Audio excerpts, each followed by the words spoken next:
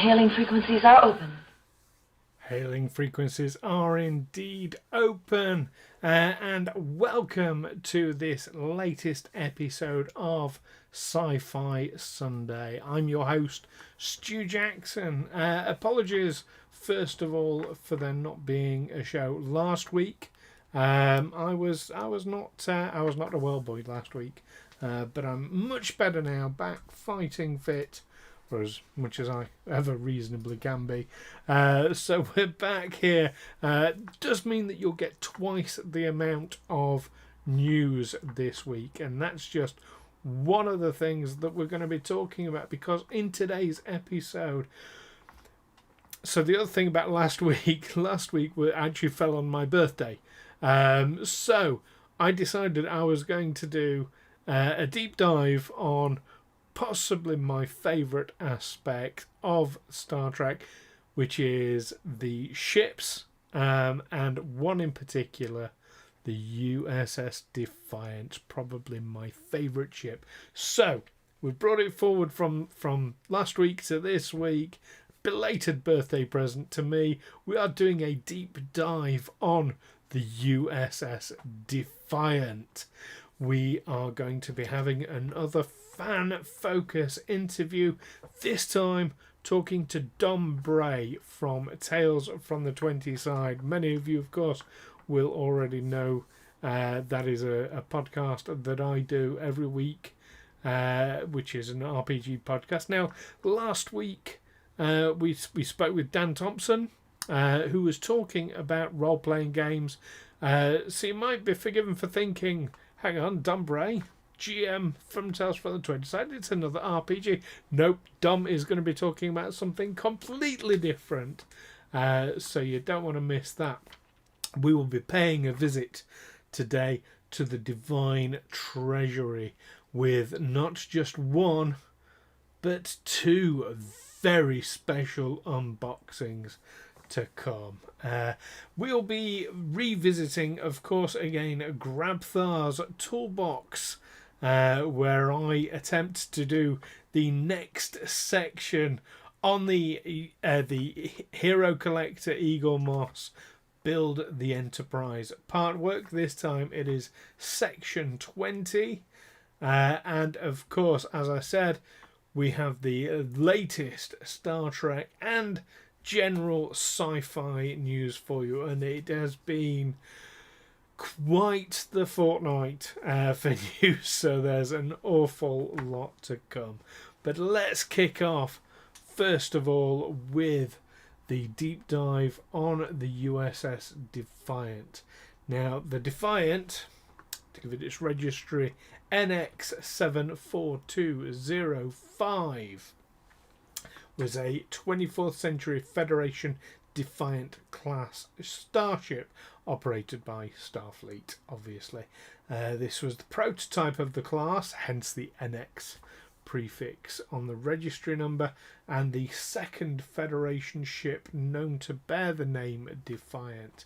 The previous one, of course, was a Constitution class from the original series, the one that disappeared and we later discovered crossed over into the past on the Mirror Universe. But that's not the Defiant we're talking about this time. Development on this Defiant began around 2366 in response to the Borg threat to the Federation. After initial and hostile first contact with the Borg, Starfleet did what it hadn't done in decades, which is to place greater emphasis on Starfleet's essential role in the defence of the Federation. Drafting plans for such a defence required a starship capable of fighting against the Borg.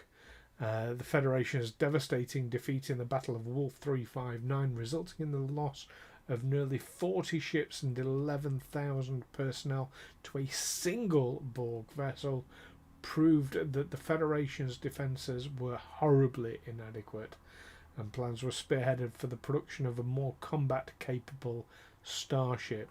Now, it was officially classified as an escort vessel, but in reality the Defiant was nothing less than Starfleet's first design of an actual warship, obviously intended to pit itself against the Borg. The vessel itself featured minimal equipment for scientific research, and it was not designed to accommodate families. Unfortunately, during its initial trial runs, it did not perform very well at all. It was overpowered and overgunned for a ship of its size, so much so that it nearly shook itself apart when the engines were tested at full power. Ultimately, these design flaws, along with the Borg threat becoming less urgent, led to Starfleet deciding to abandon the project and place the prototype in storage. However, excuse me, in late 2370, after the USS Odyssey was destroyed, Commander Benjamin Sisko, who served on the team that designed the Defiant, requested that the vessel be pulled out of mothballs and assigned to Deep Space Nine to counter the new threat of the Dominion. The vessel was officially launched in 2370 on stardate 47538.5 from the Antares shipyards and arrived in early 2371. The Defiant's first assignment was to attempt to convince the founders of the Dominion that the Federation posed no threat to them, which kind of why you'd take a warship to prove that you're not a threat. Anyway, that was the that was the first mission, and after a special amendment was made to the Treaty of Algeron, the Romulan Star Empire provided Sub-Commander Tyrrell and one of their cloaking devices to aid in their mission. The exchange for that, of course, was that any intelligence gained on the Dominion be given to the Romulans. That mission sadly did not go well for the Deep Space Nine crew, and shortly after entering the Gamma Quadrant, the Defiant was attacked by several Jem'Hadar fighters. During a resulting battle, the vessel was boarded and the senior officers were captured and placed into a simulation to test how Starfleet might react to the Dominion attempting to gain a foothold in the Alpha Quadrant. Ultimately, though, the crew were discovered by Bajoran militia officers Major Kieran Nerys and Odo, and they were allowed to return to Deep Space Nine with the Defiant. Deep Space Nine's Chief of Operations, Miles Edward O'Brien, then spent 2 weeks overhauling the Defiant's structural integrity field in order to overcome the ship's fundamental design flaws that we mentioned earlier. The Defiant's short but illustrious career did come to an end in mid-2375 before her time. Shortly after joining a war on the side of the Dominion, the Breen retook the Chintoka system, using a new form of energy dampening weapon. The Defiant, along with 310 other Allied vessels, was destroyed during the battle, although the crew were permitted to escape in life pods by the Dominion forces, who wanted to ensure the Federation knew of their new allies and how dangerous they were. The USS Sao Paulo, however, was assigned to Deep Space Nine to replace the Defiant after its destruction. This was another Defiant-class vessel, and Captain Sisko was granted special dispensation by the Chief of Starfleet Operations to rename the Sao Paulo Defiant in honour, should I say, of this tough little ship, as Riker called it.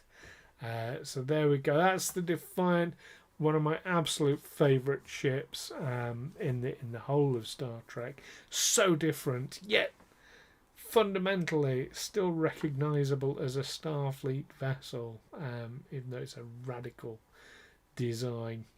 So there we go. What's your favourite ship? Do jump in the chat. Let me know. I want to hear all about it.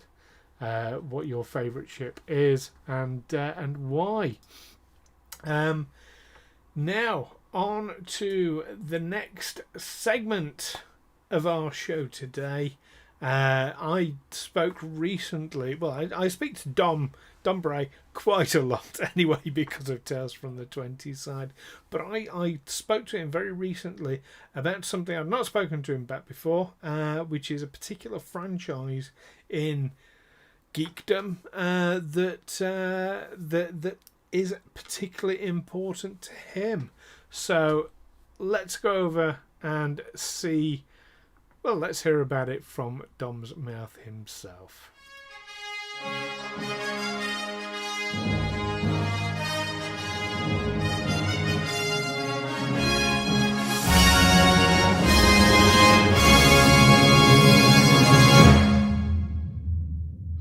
So hello and big welcome to Dom Bray, of course, the games master extraordinaire. Obviously, probably best known from Tales from the 20 side, of course. I'm a big fan, especially the Alwyn character. He's great. But you do a lot of games mastery. You games master a lot of people, don't you? I do, yes. So, as Stu's rightly said, hello there. My name is Dom. You may have heard my dulcet, sultry tones on the podcast Tales from the 20 side, as Stu has mentioned, which is a Pathfinder Second Edition roleplay podcast, which I run. So D&D and Pathfinder and role-playing games are a big part of my life. I run the podcast for Stu and the rest of the guys. I also run a community group in the town where I grew up, which sort of ran. We started it before we went into the pandemic and all that sort of stuff, and we managed to keep it going online whilst COVID and stuff has been going on. And we finally managed to get back to the pub. But that little community group of D&D fifth edition players, we have had at one point about 100 players as part of that group, sort of just dropping in and dropping out. Obviously not all run by myself. That would be madness. There is a group of us DMs who kind of just run different quests every week, and different players drop in and drop out as they see fit, and it's been very, very successful by all measures. On top of that, I also run a number of home games as well. So I know, Stu, you play in one of my Pathfinder games, where we're doing Skull and Shackles, which is very exciting. But of course, with all that said, what I'm here to talk about today is nothing really to do with Pathfinder or D&D or any other RPGs like that. What I'm here to talk about today, and go on, Stu, if you want to jump in, please do. No, I was just going to ask, actually. I mean, it's something I've heard of, but I've not experienced myself. But isn't it a form of role playing? Have I completely got the wrong end of the stick there? It is. So what I'm here to talk about today is, which hopefully you would know from sort of seeing the title of the episode. Today I am here to talk about my interest in the Mass Effect franchise. So obviously, most famously, Mass Effect is a series of video games produced by BioWare, but it also has a kind of small expanded universe element to it, which includes sort of comics, novels, graphic novels, all that sort of thing. It's not as expansive as, say, the Star Wars expanded universe or the Trek expanded universe, but it is a rich and detailed world in its own right. And Stu is quite right in saying that it is a form of RPG, because certainly with the first installment in the game franchise, it is very much a traditional Western style role-playing game, in that your character, your character advances differently as you grow in experience and level up, and you can give yourself different abilities and all sorts of things. So it's although the story is a linear story progression, your characters can sort of branch out and be different almost every time you play, with different abilities and different scores and all that sort of thing. Right. Okay. So let's picture the scene a little bit here. You're sat in your flat. You're having a good old game of Mass Effect. Martians have landed in your streets. They come into your flat and they say, "What is this that you're doing?" Well, this is. I'm glad we started with this question, because this is the question that I was dreading the most from the little list you sent me. So I suppose to kind of answer that question, we need to first kind of look at what Mass Effect is. Now, for those of you who are already in the know, this won't be new information. But for those of you who haven't experienced Mass Effect before, including by his own admission, Stu, me. Yeah. So Mass Effect is a science fiction RPG franchise, sort of set in the not too distant future. I think off the top of my head, it's only about 120 years from where we are currently. It might even be less than that. I can't remember the exact timeline. But so yeah, so it's sort of set in the very near future, where humanity has ascended from Earth, discovered the secrets of sort of interstellar faster than light travel, and in doing so, they have found the galaxy at large to be full of life, and sort of being newcomers on the galactic stage. The kind of preamble to the Mass Effect franchise is that humanity is kind of trying to find a place for itself amongst the galactic community in which it now finds itself. This, as you go through the story of the first game, and also the novels, that there becomes this kind of overarching story about a forerunner race called the Protheans, who are responsible for all for all technology in the galaxy as it's currently known. Now this forerunner race disappeared from the galaxy about 50,000 years ago, very, very suddenly, with no real reason or explanation offered. The only thing that is known is that they left sort of relics and repositories of information dotted around the galaxy, seemingly for the younger races to find and then develop their own technology in order to keep moving forward with everything. And as you progress through the story, the game itself starts to tell the story of a galaxy-wide extinction event, which occurred perhaps about 50,000 years ago, which ostensibly what was the cause for wiping out the Protheans. And then without revealing too much, because this could get a little bit spoilery. I don't want to ruin it for those of you who have yet to experience it.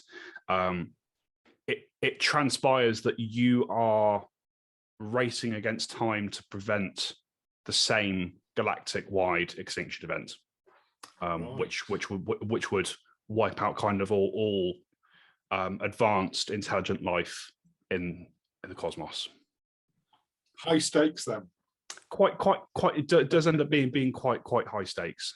It really does. But along the way, you explore, I think, literally hundreds of planets if you play through and sort of do every little detail, which I do because I'm a completionist by my own admission. You explore hundreds of planets. You meet dozens of different races, all of which have their own cultures and their own beliefs and their own ideals. And in doing so, you get to, and I know that this is obviously human projections on alien races that we don't necessarily know how they would react, but it does have this overarching feeling of kind of bringing a community together and making. Eventually, you find yourself building a crew of basically building a crew of other soldiers and mercenaries to help you undertake this task, and most of which end up being from one alien race or another. Human companions are very much in the minority within the franchise, and that kind of brings us back full circle to your question, Stu, which is if the Martians landed tomorrow, and they came into my flat and they said in their universal translator that I can somehow understand, if they said to me, "Oh, this Mass Effect that you're playing here, what is that? How can you explain that to us?" It's a bit of a weird meta answer, but I think the way I would explain it to them is, this is my belief that we can be friends.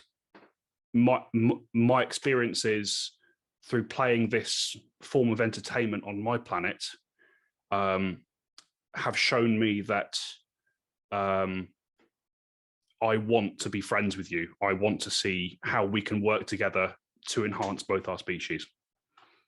Wow, that's quite an answer, and I think a lot of people who watch this are Star Trek fans, myself included, will, I think, relate to that. Star Trek being this vision of hope for the future and all about that infinite diversity and what have you.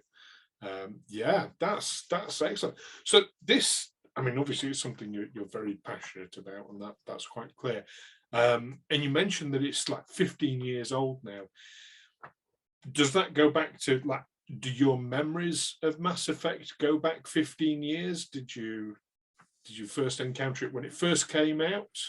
More or less, yes. So when the first Mass Effect game was released back in 2007, I do have memories of trying to play it and not getting very far.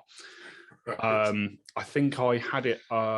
It would have been on my Xbox 360 at the time, and I remember playing it because I think I remember buying it because I thought the box art looked really, really cool. And that's a running theme with me. Like if you can hook me with a logo or with your box art, there's a good chance that I'm going to buy your product, because I'm very susceptible to visual marketing. But I do remember having a copy of the original Mass Effect when it first came out. Played a bit of it, quite enjoyed it. I remember getting through like the first kind of not quite tutorial mission, but almost like a prologue. I remember getting through that prologue, getting to a place called the Citadel, which is like a big hub world where you can sort of walk around. And I remember just getting lost for hours, just walking around the Citadel, just exploring every little nook and cranny, talking to everybody I could talk to, because this was, I think for me at the time, I would have been 15, 16 years old. So I think in terms of gaming, this was quite a revolutionary thing for me. I hadn't really experienced a proper, a semi-open world where you can walk around and you can talk to kind of everyone you meet, and most of them have problems that you can solve and all that sort of thing. But I do remember spending a ridiculous amount of time on the Citadel, to the point where I actually got bored of it, and I was like, oh, actually, you know what? I'm guessing this is the entire game. I don't need to play anymore. We closed the book on the first Mass Effect for a little while. It's then not until 2000 and I want to say 2009 when Mass Effect 2 was released. I'm just checking the old information superhighway. 2010 for the release of Mass Effect 2, which is the second in the series. And again, I remember picking up Mass Effect 2.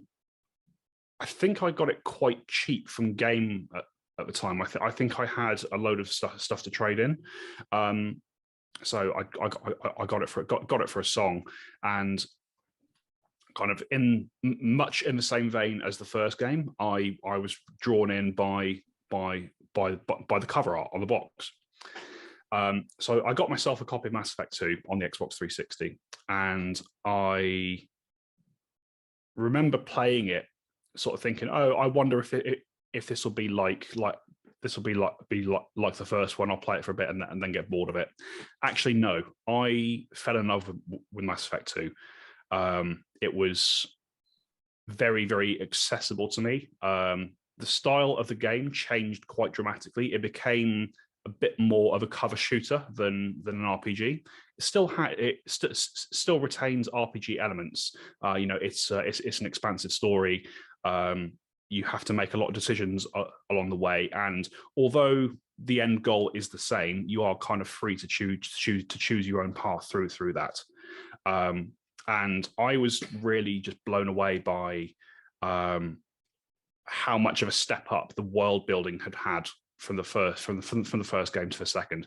And objectively, the world building in the first game is fantastic once you actually do get into it properly. But the second game was really my gateway to it.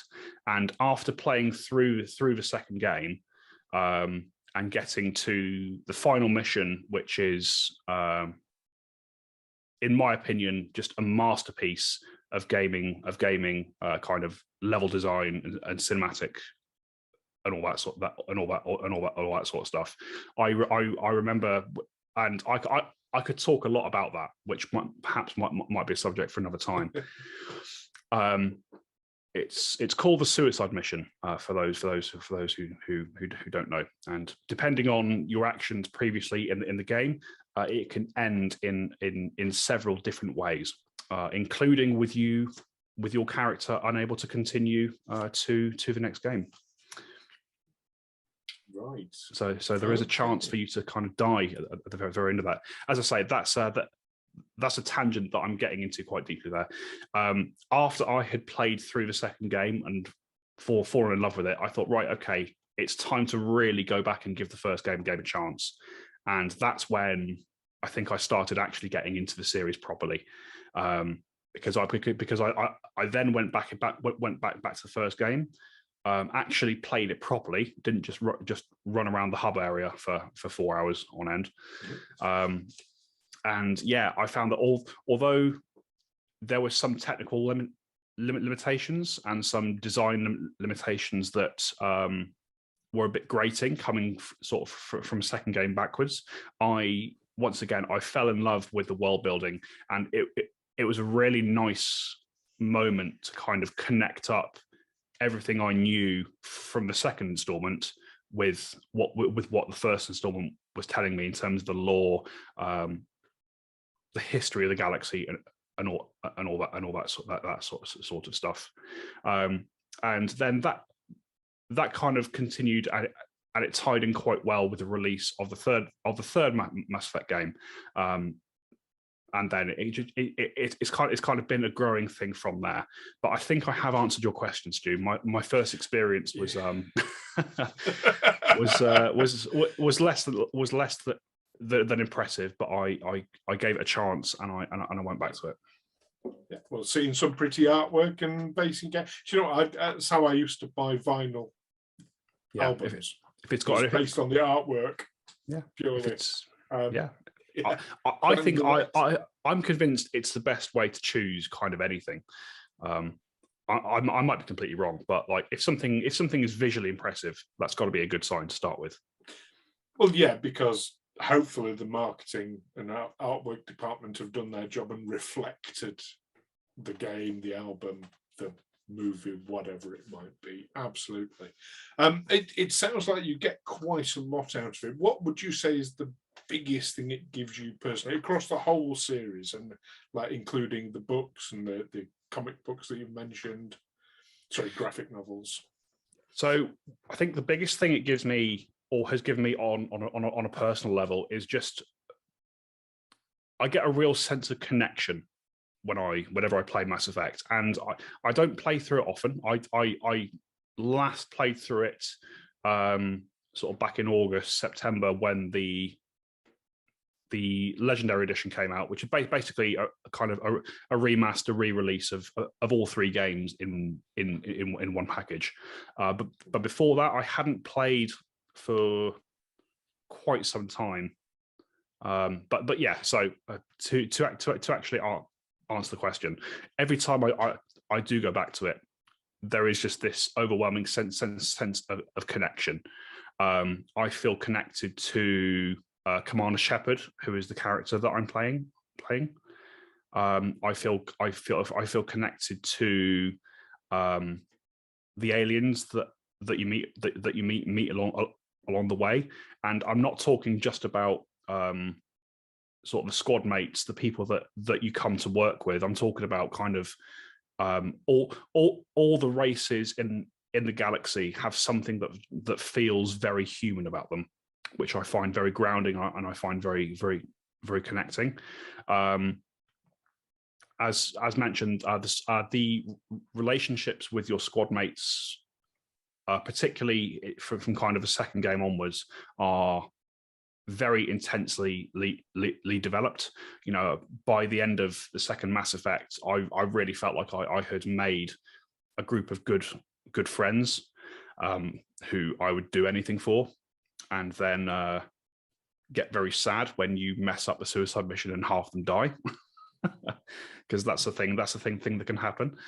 But above all else, I feel connected to the world of Mass Effect. Like the galaxy is so rich in information and lore, and because of the way that the traveling works, you do go literally all over the galaxy. You know, you might go to I'm going to use sectors just as a kind of term that those of you from a Star Trek background will understand. But each sector of the galaxy you go to, you might visit up to 5 or 6 different star systems, and all of these star systems will have usually between 2 and sometimes as many as 8 or 9 planets within them. You can't visit them all. You can't land on them all, but you can visit. You can visit all of these places and kind of get a little blurb about that planet. And it's all stuff that is grounded in real world science and what we know of astronomy and stellar physics and all that sort of stuff. And it's very, very interesting. I've spent hours just flying around the galaxy map, going to different planets and reading what comes up for these different planets. And it's not just a list of like sort of diameter of the planet, atmosphere type, all that sort of thing. It will also give a bit of history on the planet as well, and also kind of what the current situation is. Like there is one particular planet that sticks in my mind. It's a planet first introduced in the second Mass Effect game, and it lies in a region of space that is controlled by a robotic race called the Geth, who certainly for the purposes of the first game are an enemy to kind of all organic life within the galaxy. In the second game, you find yourself traveling into Geth space, and there's one particular planet that you can visit. Again, you don't get to land on it because it's a gas giant. It's used mostly. It's used. The blurb sort of says it's used for refueling and all that sort of thing. But my favorite thing about it is that at the bottom it has I think it's a Galactic Council travel advisory, and it just says that Sharoom is in Geth space.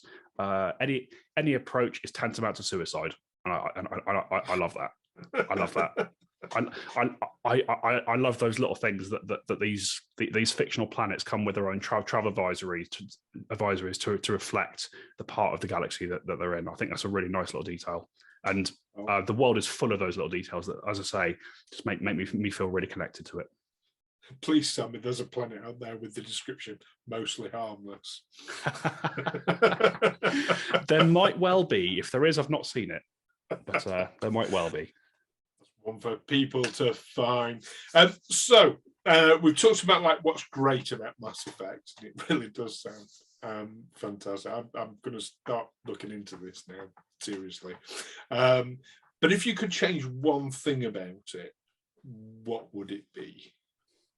If I could change one thing about Mass Effect, now for those of you, again, for those of you who are familiar with the franchise, you probably have an idea of what I'm about to say, and I'm sorry to say to you that you are wrong. You're incorrect in your assumptions.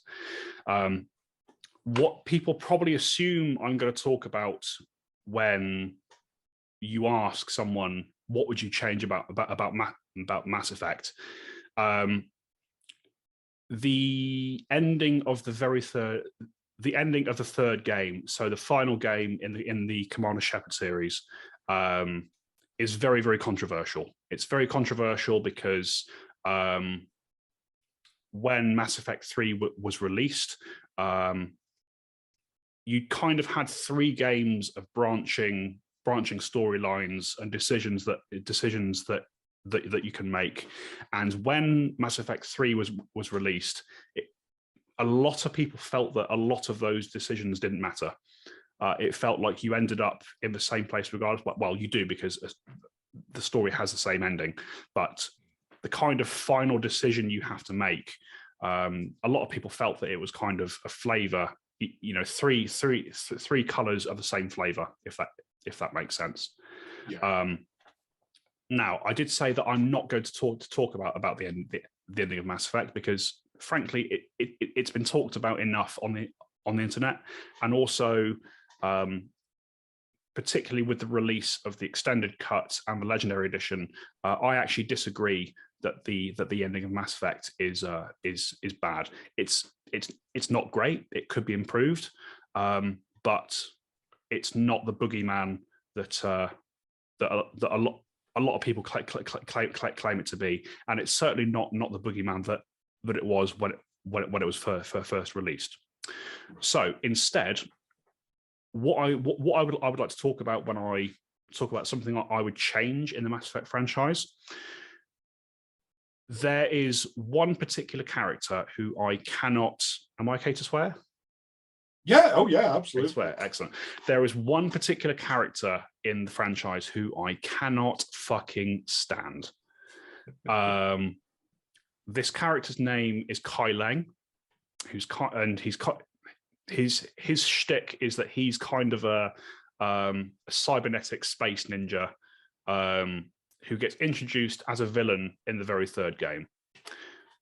That in itself is not my issue with the character. My issue with the character is that the character is clearly a very edgy self-insert.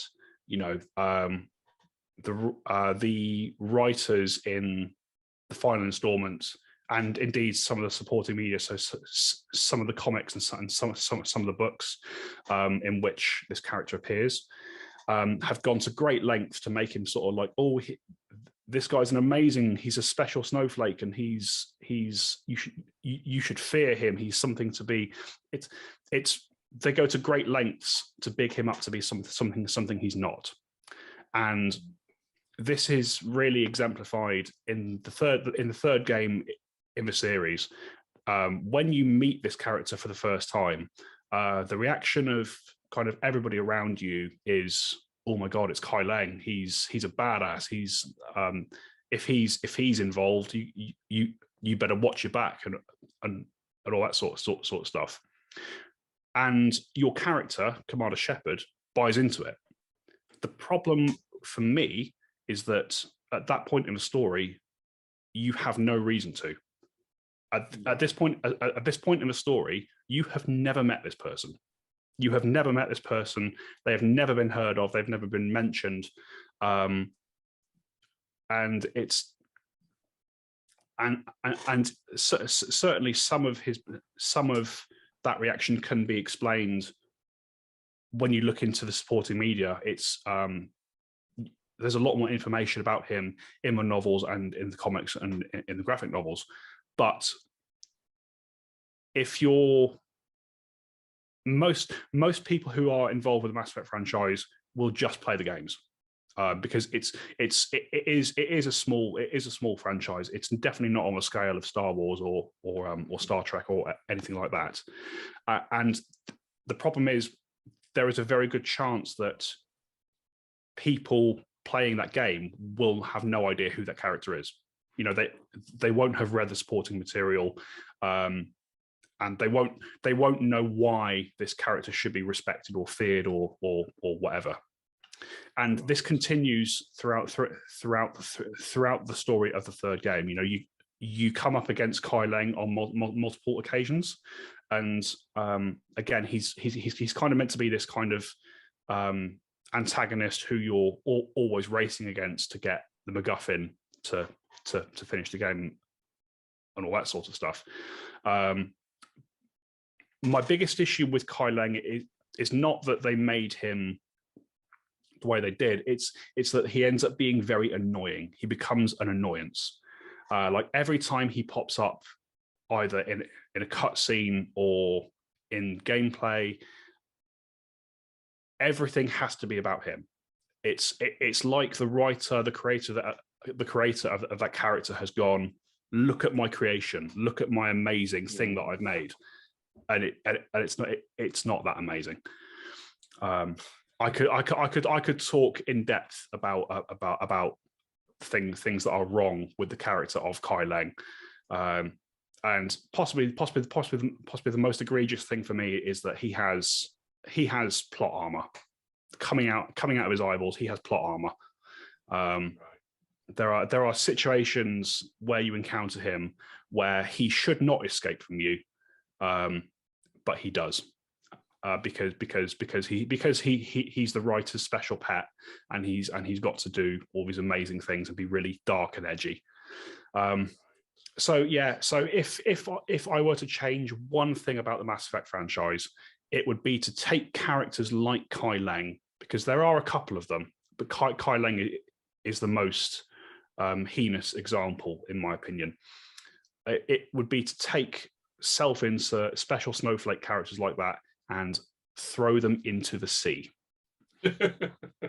that is what I would change about the Mass Effect franchise. So not a member of the Kai Leng fan club. Not at all. Not at all. Now, you've mentioned there's 3 games, there's novels, there's graphic novels. What's next for Mass Effect? Do you think there'll be a 4th game? Is there a movie in the offing? What do you think will be next? There's lots of things that kind of get talked about, and certainly in terms of video games, there is technically a 4th already out. It's called Mass Effect Andromeda, which came out, I want to say, back in 2016, 2017. Very widely panned by critics and audiences. It's the reason I've not talked about it much up to this point is because it's an okay story in its own right. However, it is completely detached from everything that kind of takes place in the main 3 games. Is it more of a spin-off then, rather than kind of? Yes, it's more of like a side story. So with the main Mass Effect franchise, they take place in our galaxy. They take place in the Milky Way.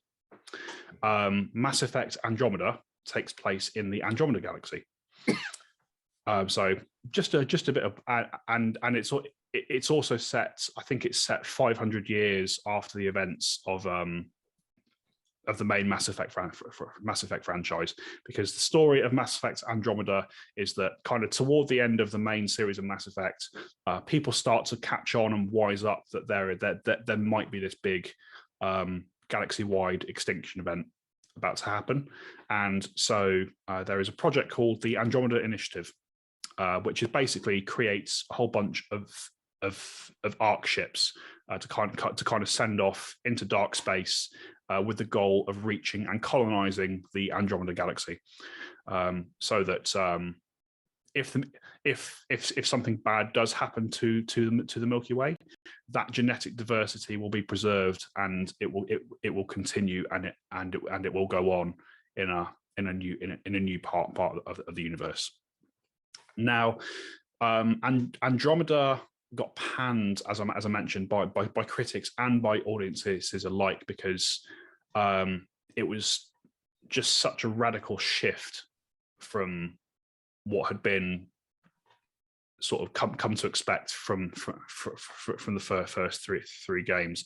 The gameplay style, although it was still kind of a cover shooter with RPG elements, a lot of the gameplay mechanics had been fundamentally changed, and there were a lot of people who didn't really like that, myself included. And also, I mentioned previously that one of the biggest things that Mass Effect gives me is this sense of connection. I found that I didn't have that with Andromeda. Like, perhaps it's because it was done by a different team, or perhaps it's just because the idea of exploring the Milky Way is kind of okay with me. Like, that's acceptable to me in my head, because it's still rooted in home. I've still always got a thread back to me as a human being, if that makes sense. Whereas with Andromeda, you're in a completely alien galaxy. And it felt very disconnected from the franchise as a whole when I played Andromeda. It is worth playing. You can usually get hold of a copy for very, very cheap these days, because as I mentioned, it bombed when it came out. But in terms of any kind of introduction to the series, I wouldn't recommend it. However, once again, I've gone off on a tangent, so I do apologise. Stu, okay. Stu, you were asking kind of where Mass Effect is going in the future, and yes, there are whispers. There have been whispers for many years that there will be a movie kind of in the works, which I would tentatively welcome. Like, it would be amazing to see kind of these things, this story put up on the big screen. The problem with that, and part of the reason I don't think that it ever will come to full fruition, is that part of the big appeal of Mass Effect is that you exist in a branching world where your choices have knock-on effects down the line, and depending on the decisions that you make at different moments in the story, you can have almost an entirely different experience each time you play, and that's part of the reason why I think film will probably never happen, because when you're making a film, you're saying that this is the one kind of canon storyline, and all the others are kind of air quotes wrong in a way.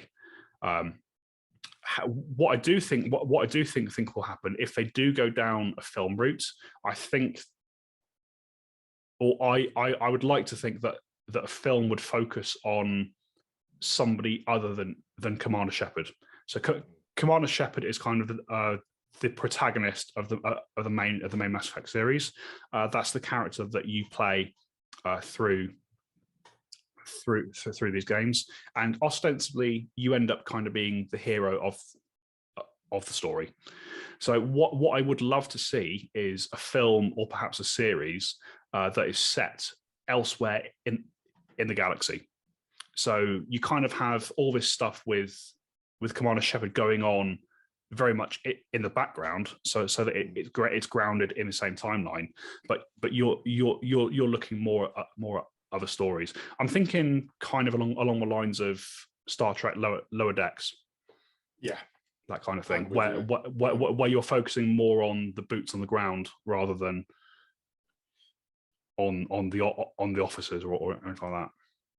Yeah, I mean, it could even be set, I suppose, with an entirely alien species, just kind of on the sidelines, as it were.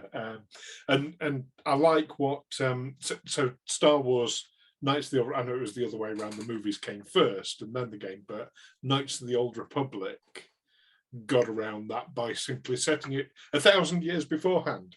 So anything could have changed in that time. And it's and you did have branching stories that ended completely differently, you know, light side one, dark side one, you know. So there are ways and means of keeping the integrity of that branch. They definitely are. But it's interesting that you mention Knights of the Old Republic, because Knights of the Old Republic was made by BioWare, the same company who made Mass Effect. Right. And it's one of my favourite games is Knights of the Old Republic. In that case, I think you will really enjoy at least the first installment of the Mass Effect series. The first two installments.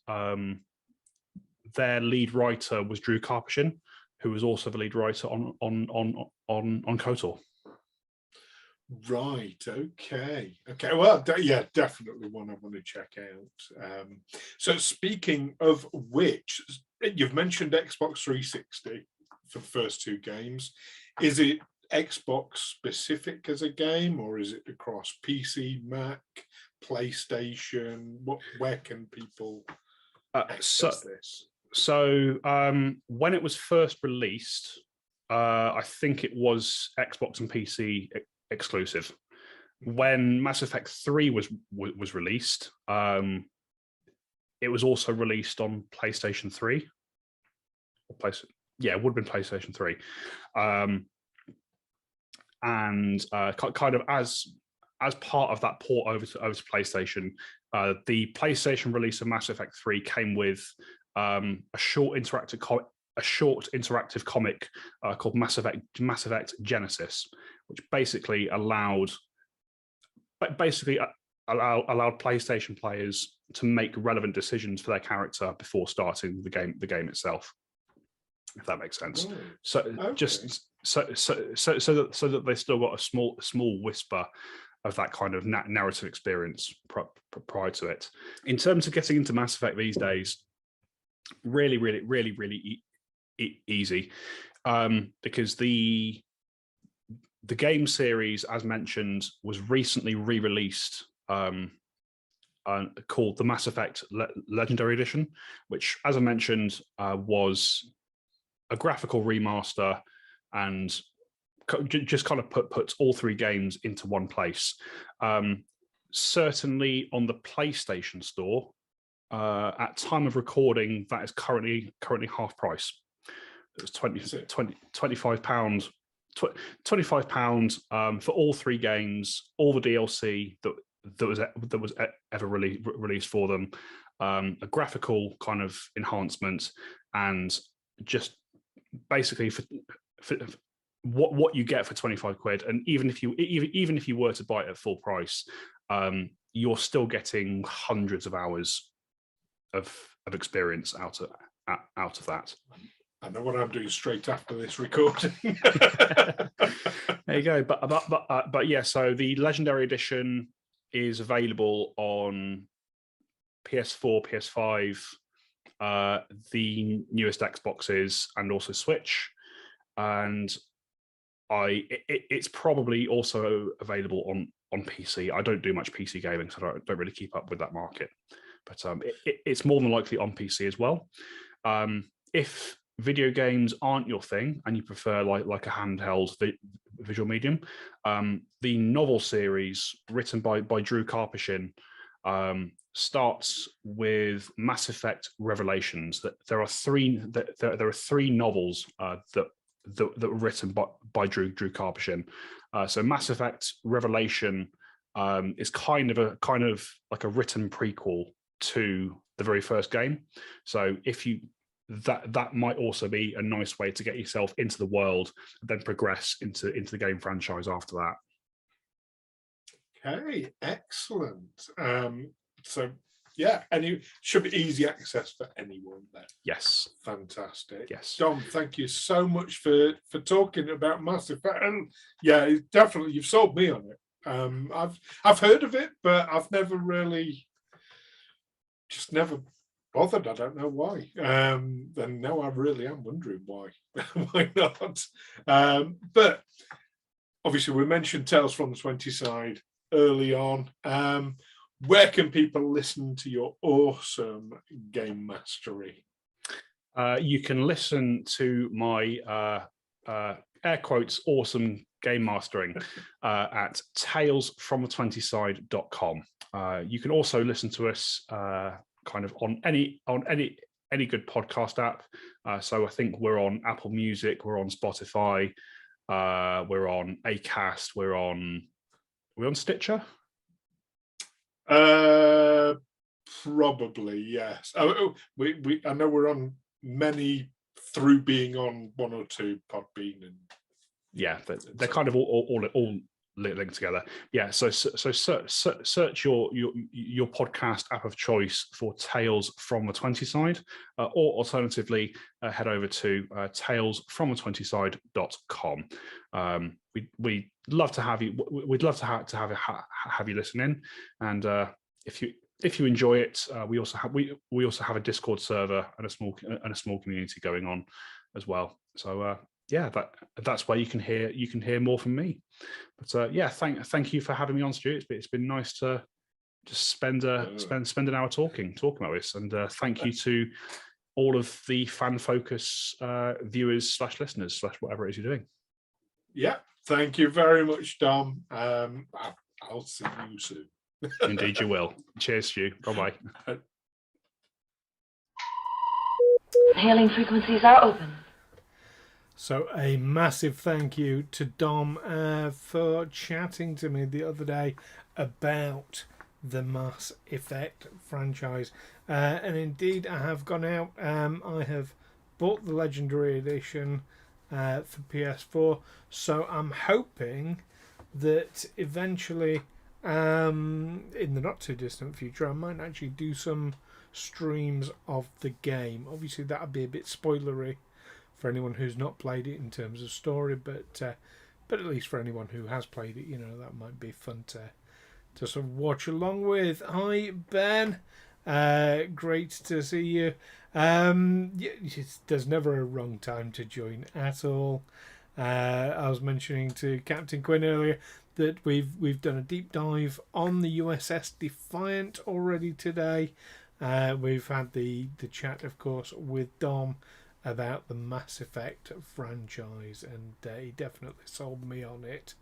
But you can always go back and listen if you join late, if you miss the stream. It's there on Twitch for, I think it's a fortnight. It's on Twitch, or you can always go over to the Hailing Frequencies YouTube channel, and it'll be there indefinitely anyway to look back on. Now on to the next section of today's show.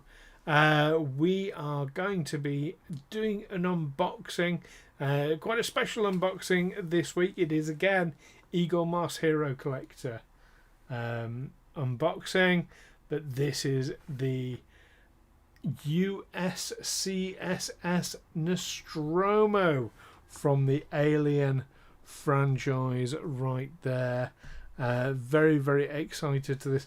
Now, Hero Collector, or Eagle Moss rather, did do a Nostromo previously. This is an Excel version, however. So I do have the previous one with me, because I do, as well as all the Star Trek stuff, I also do collect the Hero Collector Alien ships. So that's the previous one they did, which was very, very nice. I did like this. You can see there's a lot of detail on this one. So I'm hoping that this is going to be an actual upgrade on what was already a very nice model. Let's get into it and have a look, though. So packaging is very nice. It does have a crease in the box, which is very unfortunate. But it's this more high quality. I think it's magnetically sealed sort of packaging that they're going over to now. But of course, I do have to cut that to get it open. So let's have a look-see. And inside, yeah, got a very nice photo of the ship. And it is indeed magnetic. And there we are. So you've got the disc as ever, and the plastic part to hold it. Let us take this out very delicately. Oh, it's a good weight to it. It is a fine weight. So definitely a size up. It's looks like a more vivid paint job than the previous one. So let's go see them side by side. It is substantially larger. Yeah. Definitely a size up. More subtle. I can't really see much difference. I suppose it's just more detailed paint job. But the details look to be absolutely identical. Oh no, some subtle differences. Very subtle differences in it. But overall, a very, very nice model. So the belly of it is die cast, although the main body is parts of the main body are die cast with plastic. I want to say nacelles. They're obviously not nacelles because that's Star Trek. But yeah, it's it is very, very nice. Welcome addition to the collection. Now, we're not going to end there, though. I am going to put it to one side because this is a rather special unboxing this week. Not just one ship, but in fact, when they released this a while back, they also released something else, which I ordered at the same time, which is the Nostromo Pre-Production concept version. So it's the exact same design, but what happened when they were originally doing the models for the film? There's quite a history to the Nostromo, so that never gets talked about in the movies. But it was originally, when it was constructed in 2101, it was originally designed to be an interstellar cruiser, and then it was repurposed to be made into a tug vessel, a commercial hauler, later on in its life. But they thought, you know what, as an interstellar cruiser, we think, it should be bright yellow, this thing. It should be a real colourful vessel as an interstellar cruiser, or its original purpose. And when they created the first production models, they made them 79. In fact, 1979 was when the movie first came out. Launched 90 years from now. Yes, sorry, I'm with you now. 89 years from now. Yeah, sorry, I'm with you now. I thought you were saying the movie came out in 89. No, yeah. So yes, so when they first designed it, they painted the model bright yellow. They shot some scenes with it. Then later on they said, do you know what? No, we want to go for a different aesthetic. We want to go for a grimier, dirtier, darker aesthetic. And they repainted the model, which meant that they had to go back and reshoot all the scenes that they had previously shot. So what Hero Collector have done, they've released this very special edition. So it is the same model as before, but in the original pre-production yellow. So let's get this open and have a look-see. Because photos will only take you so far, I find. Let's have a look. Oh yes, there we go. So yes, it is oh, we've got a bent aerial. It does happen. I mean, these are very delicate. I'm not just going to straighten it because that's most likely going to break it. What I will do is I will apply some heat to that before straightening it, so as not to damage it. But there we go. It is the yellow that it was originally supposed to have been. Yeah, so again, you know, a bit different, a bit special, but a very nice model indeed. There we go. Yeah, shame about that that antenna. It does happen. It does happen. So there we go. That's our unboxing. Oh, put that back in. That is our unboxing today. Not one, but two unboxings from Hero Collector in the Alien series. Now, I don't know if this means that they are going to be going back and doing the original Alien vessel, and the one that they find the xenomorph eggs on LV426, because they previously released a version of that. So if they're going to be doing an XL version of that, that would be very nice. I don't think I'd want them to just redo everything they've done, to be honest. But XL versions, I think that'd be overkill. But the Nostromo is such an important vessel in the entire franchise. That one is quite welcome. So there we go. Hailing frequencies are open. Hailing frequencies are still open. So on to our next section then, where we pay a visit to Grabthar's Toolbox by Grabthar's hammer and screwdriver and whatnot. So this again, same as last week, it's the Build the Enterprise again, Hero Collector Eagle Moss. You can tell I do. I get a lot of that stuff. But this is the Build the Enterprise part work.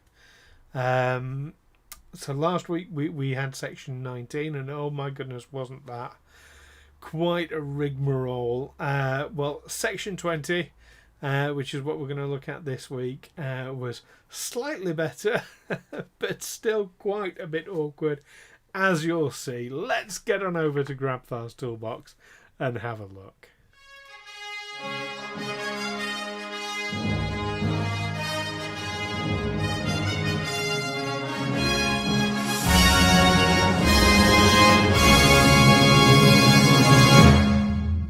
Hi everyone, and welcome to stage 20 of the Hero Collector Build the Enterprise part work.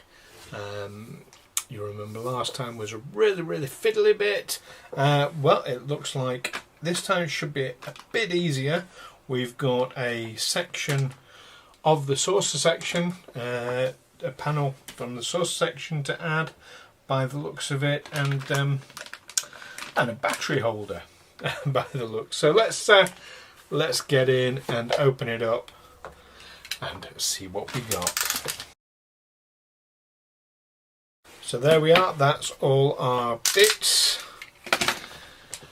Let's get cracking on. So, first things first, we have the pod covers. So I'm going to bring the camera in a bit closer. There we go. For this, so these are escape pod covers, and if you were watching last time, you may recall that the little red line goes towards the outside edge of the saucer section. So, like so. And then we have lots and lots and lots of windows. We have, how many windows? 18 clear, 17 dark. So, let's get snipping. By Grabthar's Snips.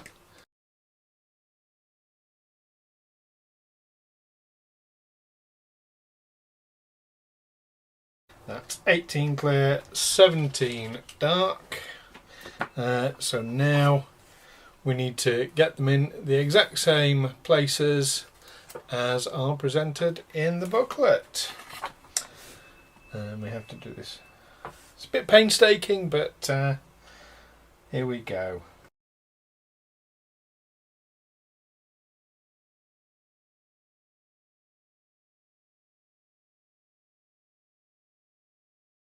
And there we are. I bet you're quite glad that that I fast forward that because it's it is quite a lengthy old process. So the next part, we get the lights into here. Oh, so doing it off camera. So we've got a light cable. I'm going to fit it into here. Now, in fact, what I'm going to do kind of goes against the grain a little bit for me, but I'm actually going to use a little drop of super glue just to put the lights in there. Reason being, they fall out so easily and then they become unseated and it pushes against the panels and it breaks the panels and all sorts of problems then ensue. But just a little drop of glue. It's on the side where it's not going to show. So pop that in there. Oh, nearly sticking my finger to it. Here's where I should use the tweezers.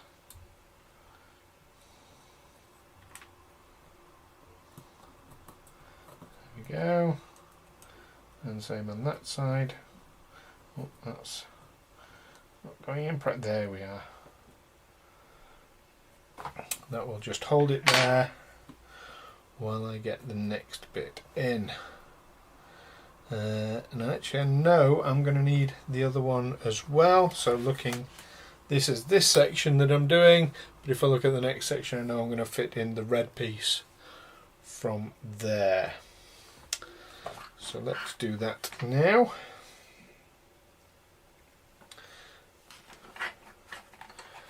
Again, just that little tiny drop of super glue.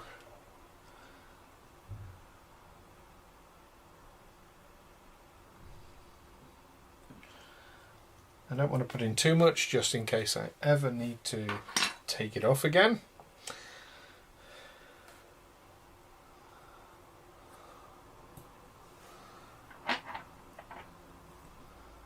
There we are, and it fits nice and flush. Perfect. So then we're going to pop this over the top here. Out of the way. Oh.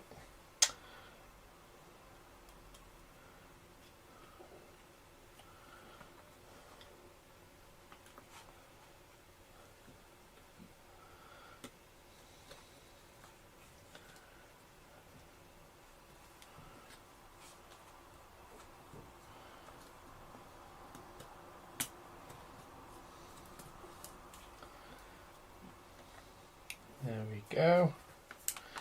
And then it is 3 BP screws. If you remember from last week, B denotes the size and P says whether they are for plastic or for metal, because the metal ones we have to treat a little bit differently than the plastic ones.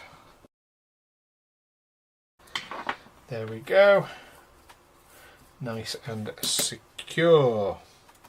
Now the next thing is to test the lights, but for that I need the test bed item. I will be back in just a moment. There we are, there is the test bed item. So what it's saying is to plug that into the right way round. No, that was the right way, I think.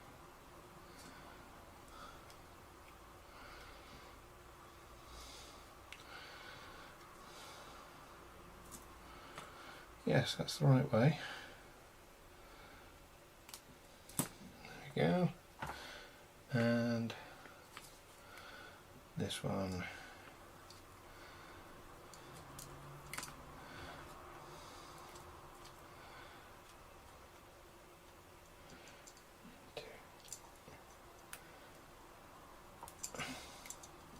Here, there we go. So you get the idea with the lights. If I cover that one over, let's switch that light off, give you a better idea of how that looks. You see, you do get a little bit of light bleed from these dark windows, which is what I was saying last time.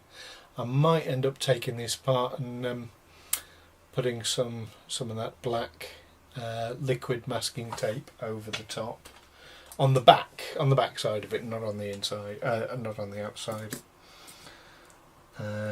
just to seal that off. I'm in two minds about it, because then it wouldn't be as per it was originally designed.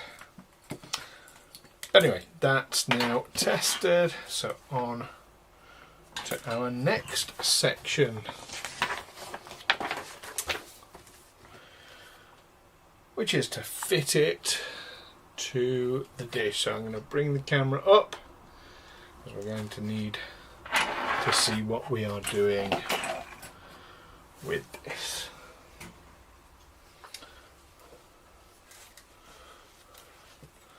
So looking at this, we are going here.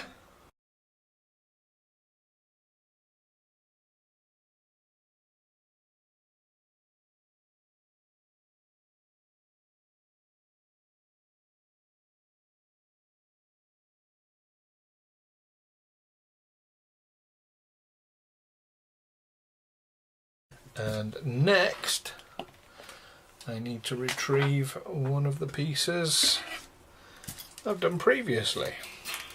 I believe it's going to go there. And here it is.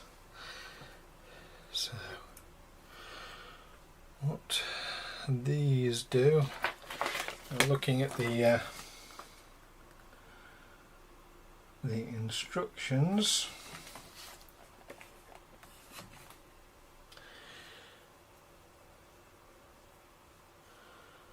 So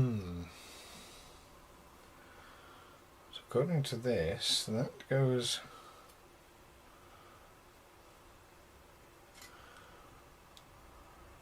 over. So I need to get it over here. And that goes through that one. Unless it goes through that one, which is a bit odd.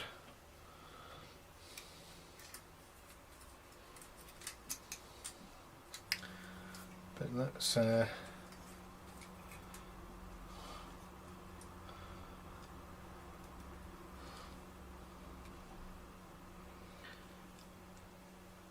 see. Oh no, it's the interesting. No, I was totally wrong about its location. So I'm going to angle those 90 degrees that way. There we go. Because this actually sits here.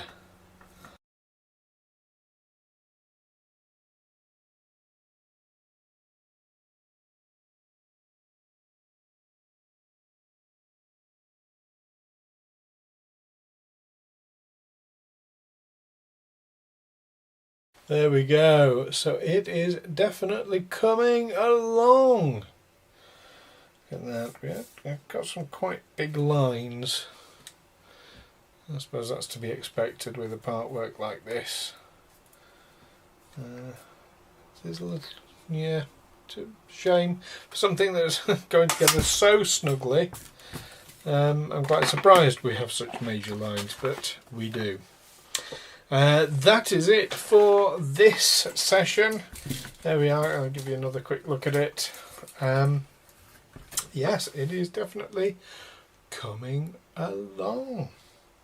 So yeah, so next week we have another section, something to look forward to. Now back to me.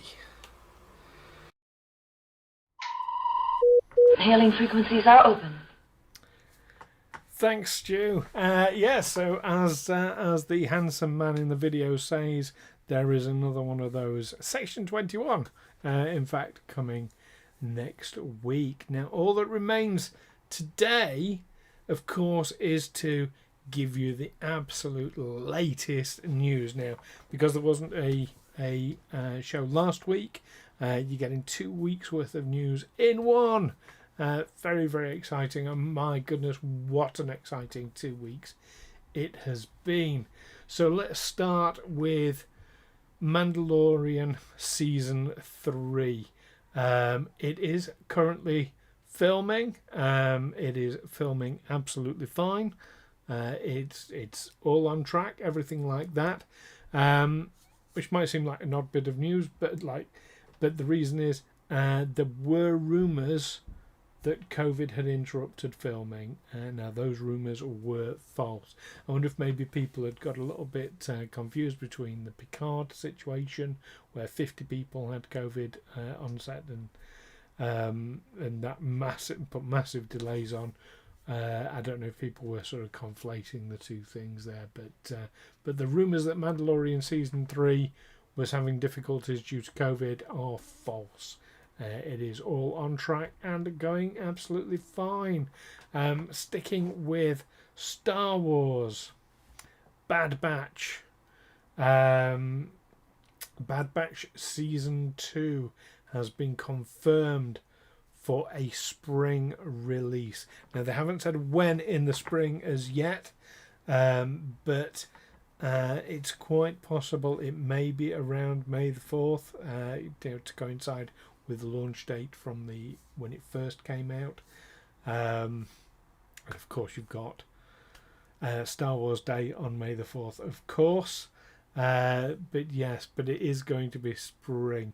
Now it could be spring, of course, can be any time from sort of March through to pretty much almost June. But yeah, we will update you with a date as we get one. And final bit of Star Wars news today. The Lego Star Wars, the Skywalker Star Wars game is set for a release in April. Now there are going to be, it's been delayed. It was supposed to have been released back in December, I think it was, but there have been delays in its release. But it is coming in April. Across various platforms, of course, and there are going to be numerous DLCs available straight away. Because of the delays in the launch, they were going to be rolling these DLCs out after launch, but they're just going to be available right from the off. So you're looking at sort of Rogue One DLCs, you're looking at Mandalorian DLCs, you're looking at a solo story. Lots and lots of DLCs going to be available immediately with that. The Boys, I don't know if you've watched The Boys seasons 1 and 2 as yet. I absolutely adored the boys, and I am very, very excited because season 3 is coming. We've had a first look at it dropped on YouTube. It's pretty much a teaser trailer. We see Homelander and Starfire, Starfire, in a photo session, and it's just like a really ominous feel to it. Absolutely brilliant. But yeah, really looking forward to that.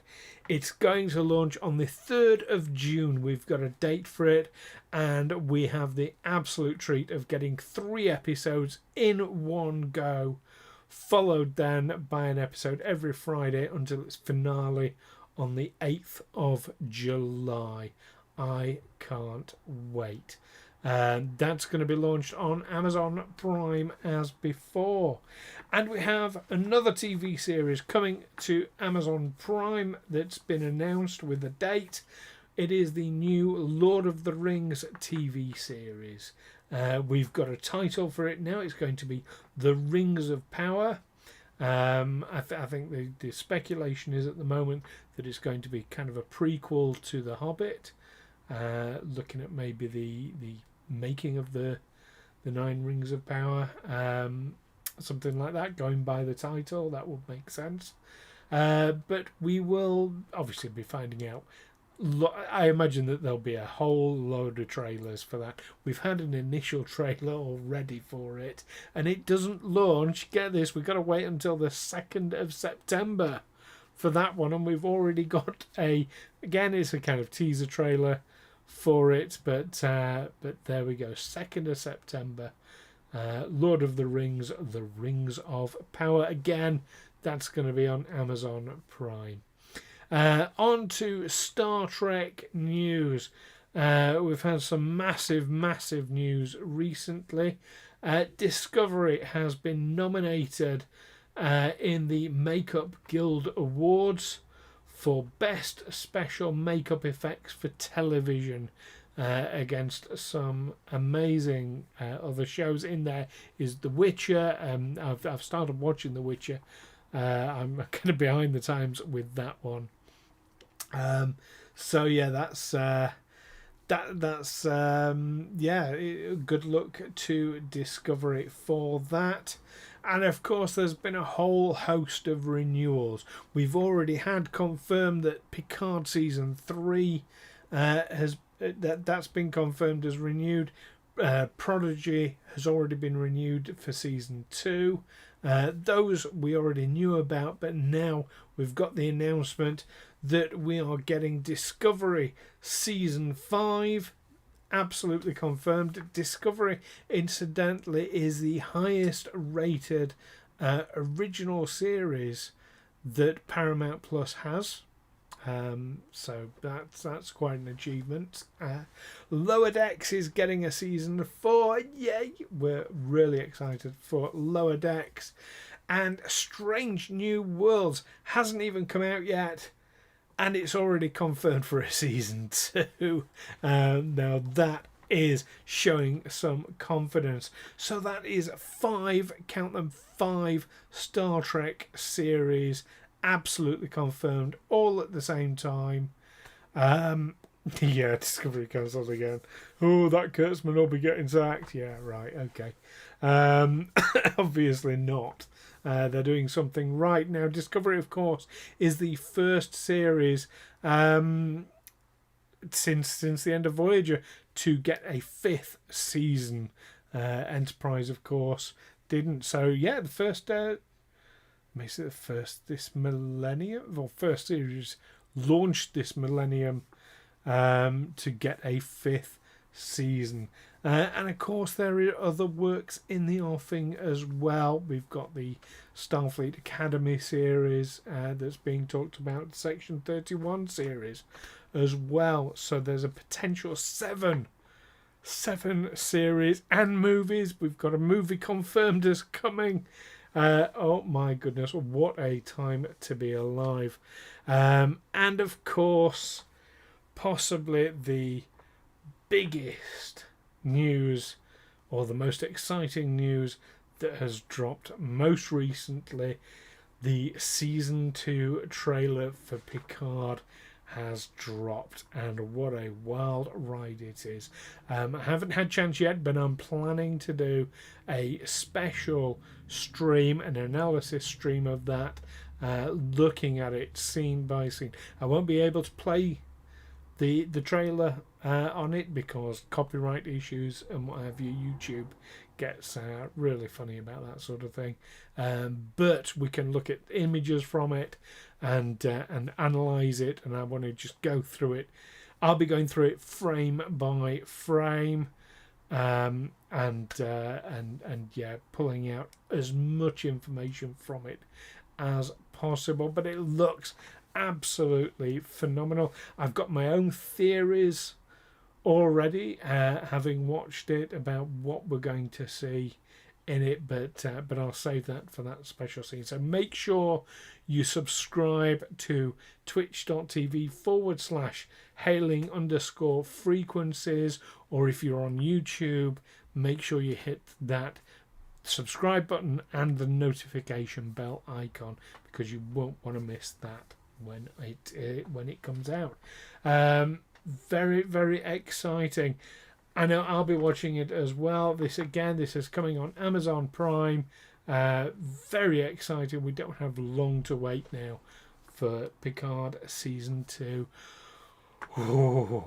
Anyway, in the meantime, though, you'll have even less time to wait for more Star Trek content and other sci-fi stuff, because next time here on Sci-Fi Sunday, we will be doing a deep dive on the logical Vulcan race. There will be another fan focus interview with someone who might be quite familiar to viewers of this channel. But don't want to miss that one.